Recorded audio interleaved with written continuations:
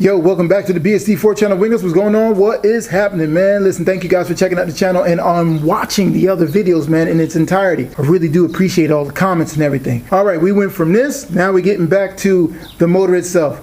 I'm not too worried about this too much because we have options to make this actually work. This is the problem here. I need to make sure this is on the up and up because this is the whole thing.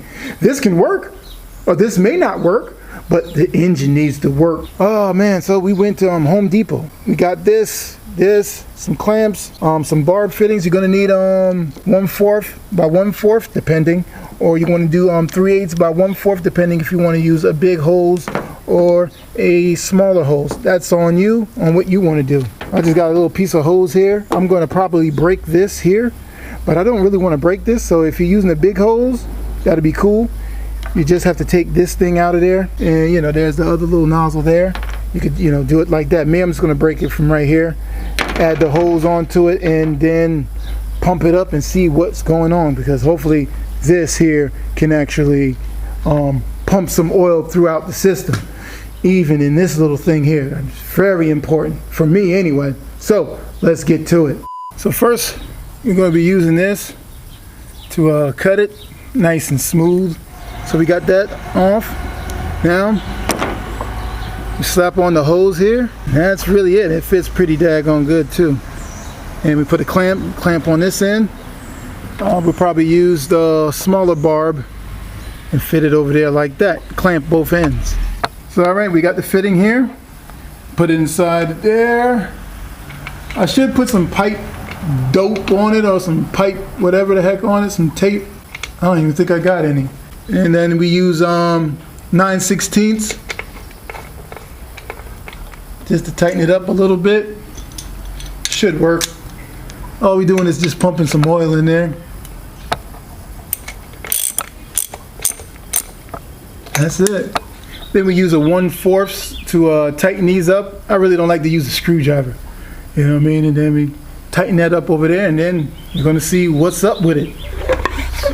So we're pumping it up, and then we're going to check and see if oil comes up out of here.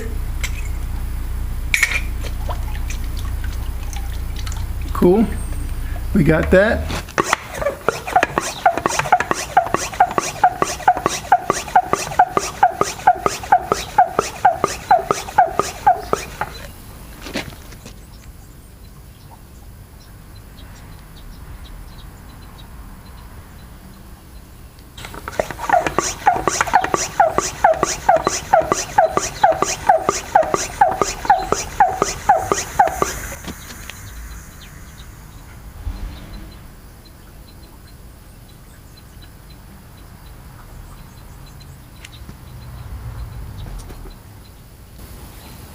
All right, so we heard some noises. You hear it? The lifters or the lash adjusters are oiling up. You hear all the so everything is oiling up. Ooh, leaking. So we need to go get a bucket right here, a bucket full of oil, and move it. Oh boy.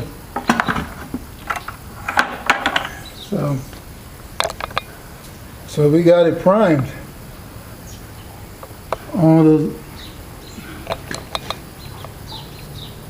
So as all that oil start coming up,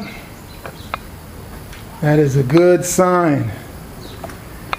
I'm gonna keep going with this as we need, you know, we got so good.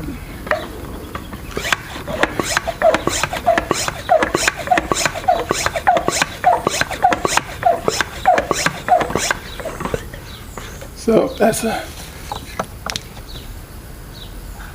and so we hit this button here, hold that, and then we just wait.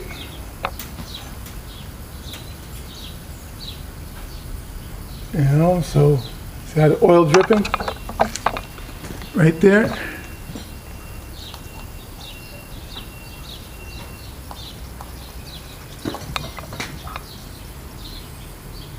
See all the lash adjusters are filling up with oil.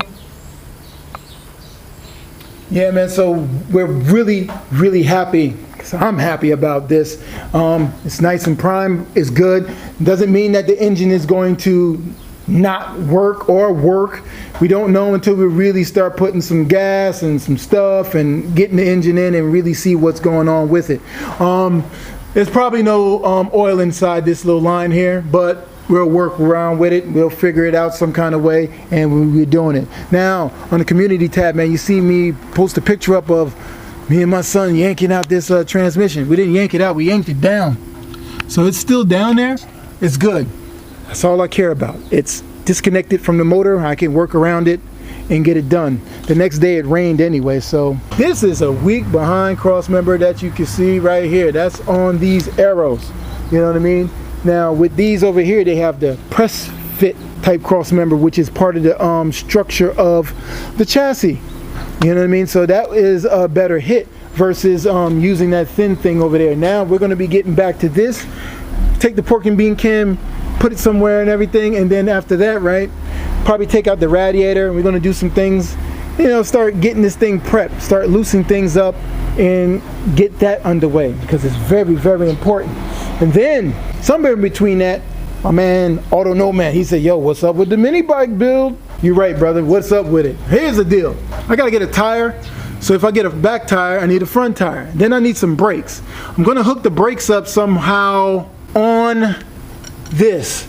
This will act like a rotor. You know what I mean? But before I even do that, I have to get a round file and start filing the teeth in between here, because the teeth on here is bad. I've been looking for another sprocket. I can't find one. So what I'm gonna do is I'm just gonna try to get this file down to get it, you know what I mean? Gotta file the teeth down. If you kind of look at it, they're a little rounded off. So that's what I need to do. And then I need to weld up this, continue stick welding, put some pegs on it. Definitely got to get brakes. Throttle, engine. I have an engine already. I was going to get a bigger engine, but you know what? Let me just get an engine on here. I'll put some camera mounts on here for some fun times and everything like that. So, man, thank you guys for watching this episode of Build Something TV, man. Hope you guys were enlightened. Thank you guys so much, but before I go, man, I wanted to explain something to my man Harrison. Harrison, you are correct, man. The situation that's up here is really sketchy. You know what I mean? As far as Ford making this type of situation. But here, if you look at this graph here, there is a 4.6 truck intake versus a PI intake on a Mustang. As you can see, the Mustang intake makes a lot of horsepower in the black. Now, if you look at the gray one, which is the truck intake, you can see that the torque band starts way early. And it carries up for a good amount of RPMs. So now, right where it starts to teeter off the torque on that truck motor, just imagine if you had a intake that can just take it all the way up. Now, that is why they used this situation here. The best of both worlds, but it's mechanically activated and computer activated versus being mechanical like how I'm doing it, or mechanical vacuum activated, whatever, how you want to do it. So that's really explaining that situation there, Harrison. I mean, but you're correct. They should have just did something else and just left it all Mustang and Marauder and don't even deal with this. But, you know, like most of the time, ladies are buying these trucks, so they need a little spunk off the line. This will do it. And they need some fuel efficiency. The computer will activate it and set the timing and adjust it accordingly. So that's how that operates. Thank you for the support on the last video with all that commenting and everything, man. I know what I need to do, so I really thank you guys so much for helping me stay focused on this project. All right? Don't worry, I'm not messing with this car over here. We're just focusing on just this situation here and maybe a little bit of mini bike action. So we'll see you guys on the next one, man. All right? Later. So this is the Aviator that we took that beat up motor from, and here is another clean Aviator. Now it's in here for a reason. You know what I mean? It's in here. Why? We don't know why, but oil look, you know, it's good.